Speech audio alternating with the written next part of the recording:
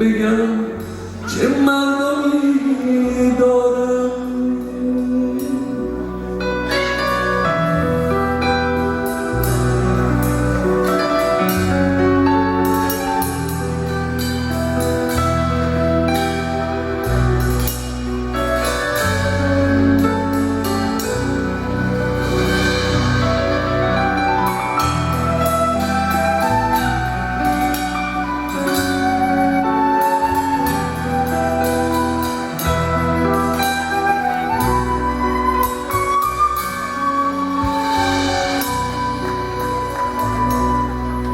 نگاه کن بچه های کار چجور تو آتیشن توی این روزهای سخت کمک خرج پدر میشن.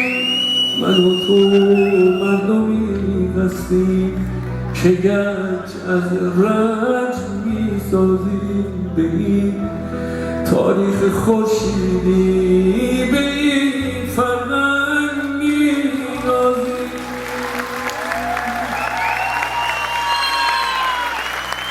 من و تو مردمی هستیم که آینده تو مشت ماست که از 70 نسل قبل 1000 اسطوره پشت ما.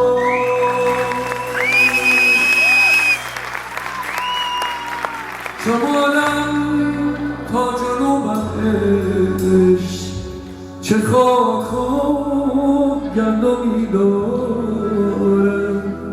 صدام یاری کنه باید بگم چه مردمی دارم.